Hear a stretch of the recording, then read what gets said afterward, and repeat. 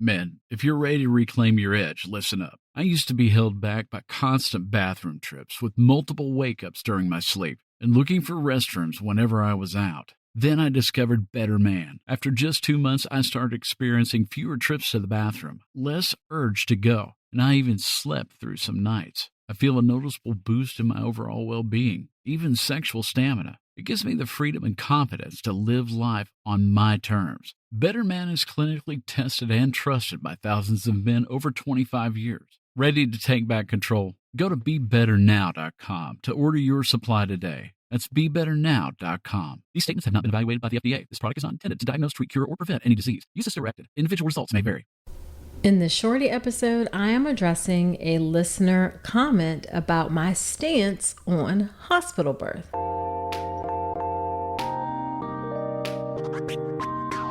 Welcome to the All About Pregnancy and Birth podcast. If you're having a baby in the hospital, you are giving birth in a system that too often takes away power from women over what happens in their own bodies. I'm Dr. Nicole Calloway Rankins, a practicing board-certified OBGYN who's had the privilege of helping well over 1,000 babies into this world. I've been a doctor for over 20 years, and I'm here to help you take back your power, advocate for yourself, and have the beautiful pregnancy and birth that you deserve. This podcast is for educational purposes only, and it's not a substitute for medical advice. Check out the full disclaimer at drnicolerankins.com/disclaimer. Now let's get to it.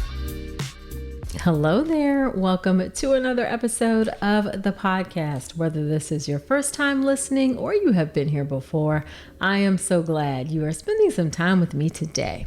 From time to time, I survey podcast listeners to get a sense for who is out there listening and things I can do to better serve you all. And recently, someone left this really thoughtful comment on the survey that I want to address.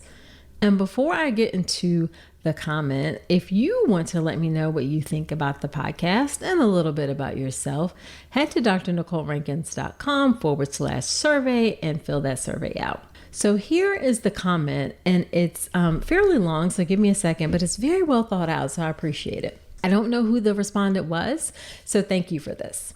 And it says, I've noticed that Dr. Rankins' position statements have gotten stronger on the negatives of a hospital birth over time. And that's in the year plus that I've been listening. For instance, her opening and introduction now frames hospitals as a system that too often takes away power from women over what happens in their own bodies. When she first started, I think this was phrased more as it can undermine women or something a little softer. I've noticed the types of guests she welcomes onto the podcast are also more likely to have this stronger mentality against or suspicious of or worried about hospital births.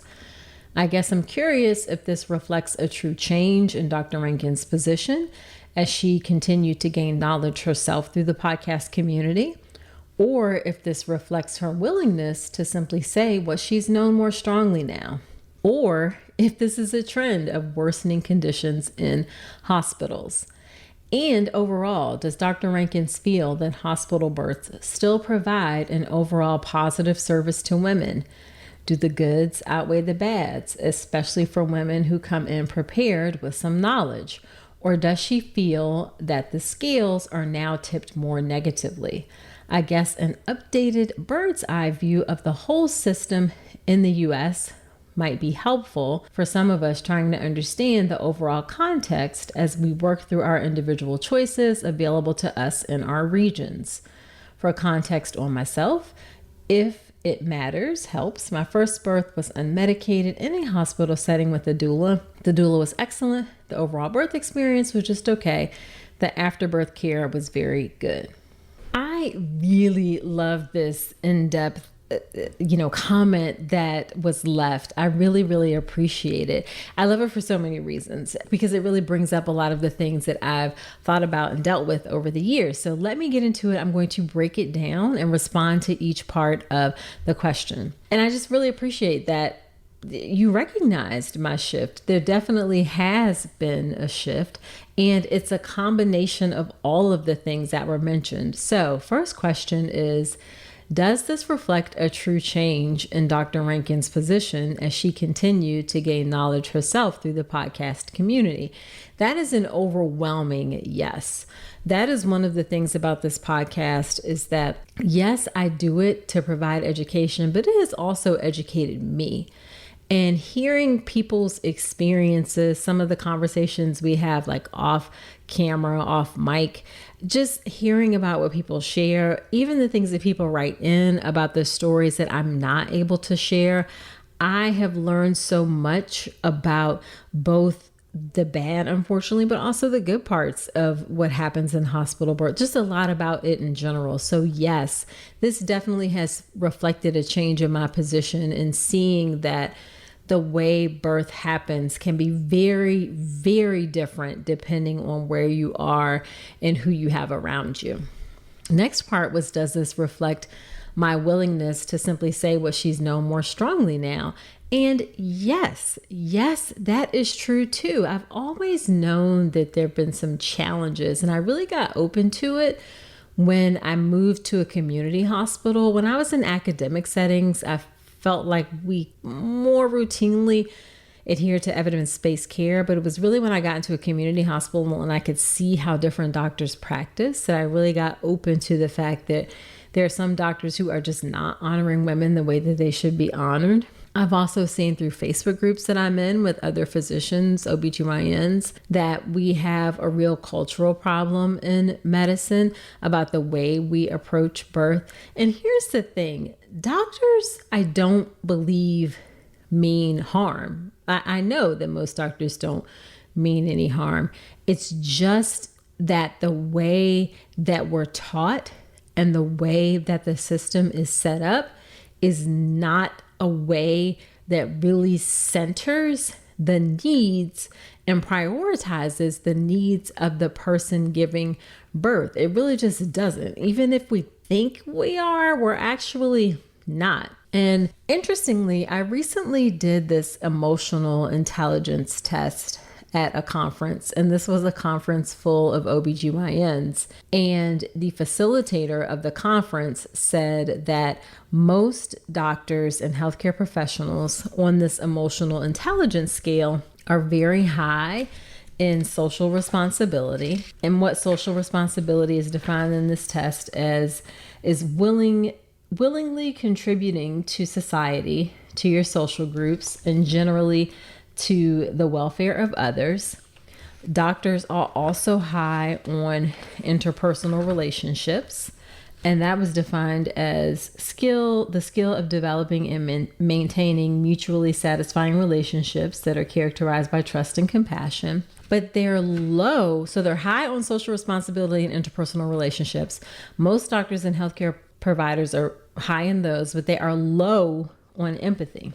And empathy is recognizing, understanding, and appreciating how other people feel. And what this facilitator says, and this is going to sound kind of crude, and he said this is a crude example, but what it translates into is that most doctors and healthcare professionals actually are like, can you please just shut up and let me care for you? Like, I know how to care for you. Like, I really want to care for you, but I just want to do it in the way that I really know how. So just please shut up and let me do that so I can just care for you.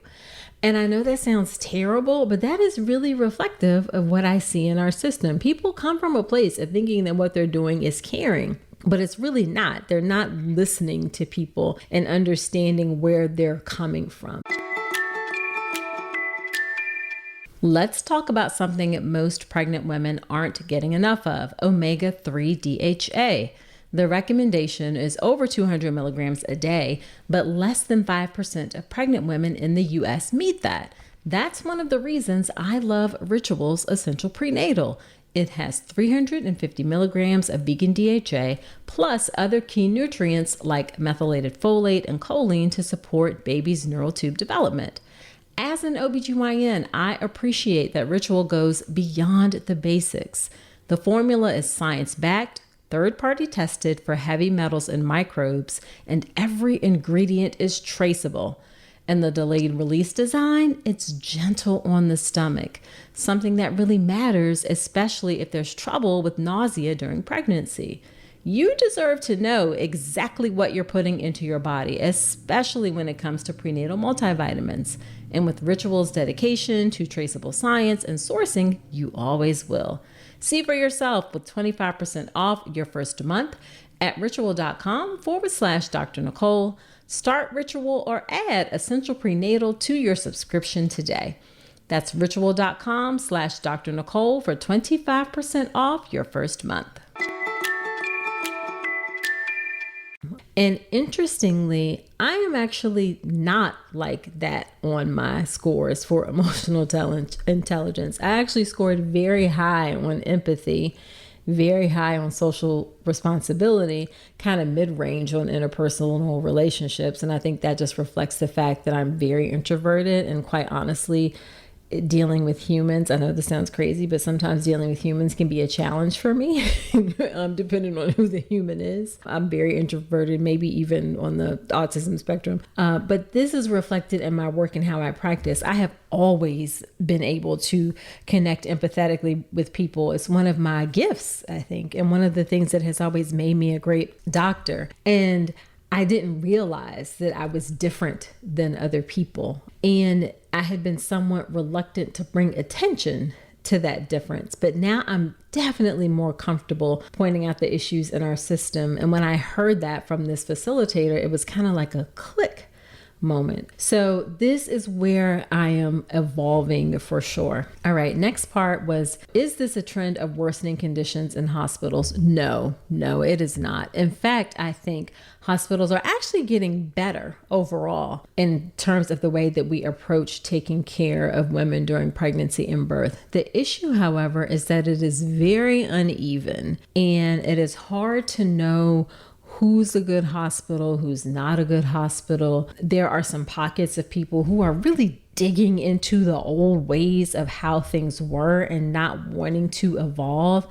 Medicine is very much so practiced in silos, and you get used to and comfortable with the things that are around you and not realizing that there is a different way to approach things. I do think that social media is actually helping with that. I see that a lot in some of these physician Facebook groups where people are like, what? You do this, you do that, you do that. So we're starting to see that there are different ways to approach things, but sometimes that can be challenging. People get like question, like, wait, you do a medication that way? Like, oh, that's different. I'm not used to that. People get really set in their ways, and humans are resistant to change. So no, it's not worsening conditions in hospitals. Overall, I think hospitals are getting better, but it's uneven. Again, hard to know who's good and who's not. There's still some work to do. And then the final thing was, she said, overall, does Dr. Rankins feel that hospital births still provide an overall positive service to women? Do the goods outweigh the bads, especially for women who come in prepared with some knowledge, or does she feel that the scales are now tipped more negatively? Hospital birth absolutely can offer a positive experience and positive service to women. Okay, 1,000% that is possible and even likely for most people. Do we have some areas for improvement? Yes, for sure. And also, we need to rethink the way that we approach things. I used to say pretty strongly that my lane is hospital birth. That's what I know. That's what I talk about. I'm not talking about no home birth. I'm not talking about birth center birth. However, I have evolved in my thinking, because it's not about hospital versus birth center versus home versus physician versus midwife. Those are actually the wrong questions to ask. What the question is that we need to start with is, what does this woman want or need for her birth? And how do we best meet that based on her unique circumstances? And that is going to be different for each person. For one woman, it may be a hospital birth with an epidural. It may be a hospital birth unmedicated. For someone else, it may be a home birth. For someone else, it may be an elective cesarean birth. For someone else, it may be a scheduled cesarean birth, because that's the most appropriate.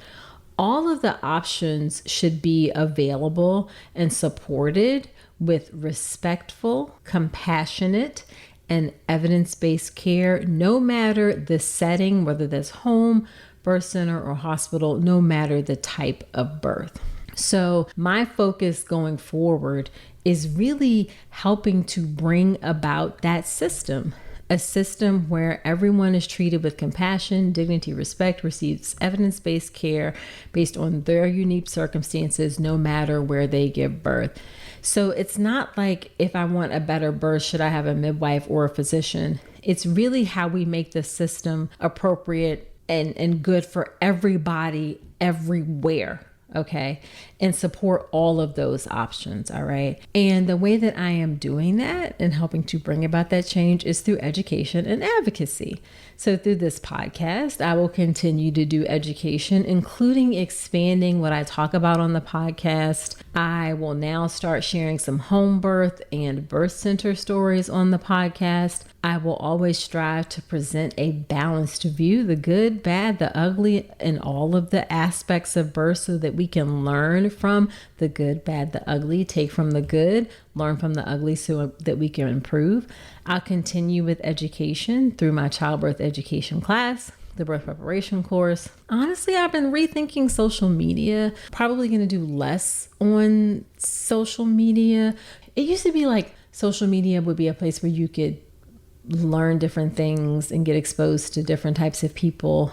But the way algorithms work now and feeding you the things that they think you want to see, it creates echo chambers and you don't get exposed, you don't learn new information. And then add on top of that with these short, a minute videos or posts or captions, you cannot talk about topics in depth like that. So I have to think about how to use social media strategically, really to get people off of social media to have deeper conversations outside of that. But definitely continued education through my podcast for sure. And then advocacy through writing, op-eds, through speaking, hopefully even workshops to hospitals and physicians to help create that system that starts with that question as what does this woman, birthing person want and need for her birth? And how do we best meet that based on her unique circumstances? All right. So there you have it. Those are my evolving thoughts on hospital birth. Please subscribe to the podcast in Apple Podcast or wherever you're listening to me right now. In fact, subscribing is the only way you're going to know about these shorter episodes that I release on Thursdays. I don't really talk about them anyplace else. Don't talk about them on social media or my website or things like that. So subscribe to get this extra goody content on Thursdays. Also, leave me a review in Apple Podcasts. Let me know what you think about the show. It helps the show to grow. It helps me to reach and serve as many people as possible. And do fill out that survey. If you want to let me know what you think about the podcast, head to drnicolerankins.com/survey and fill that out. So that is it for this episode. Do come on back next week and remember that you deserve a beautiful pregnancy and birth.